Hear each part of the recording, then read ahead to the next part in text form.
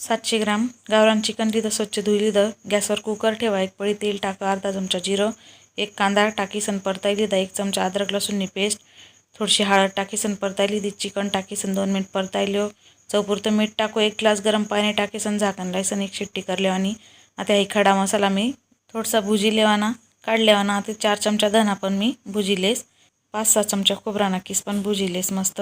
8-10 लाल मिरच्या पण भुजी लेवाना. मोठा कांदा लांबसर कापीसन भुजिले जात लालसर.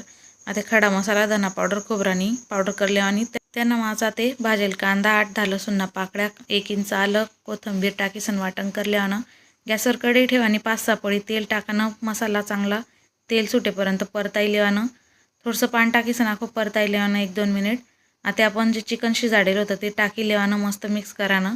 चवपुरतं मीठ 1 चमचा, चिकन मसाला, बारीक कापेल कोथिंबीर टाकीसन 10-12 मिनिट शिजू देवानी. भाजी आपली भाजी तयार. चला सबस्क्राईब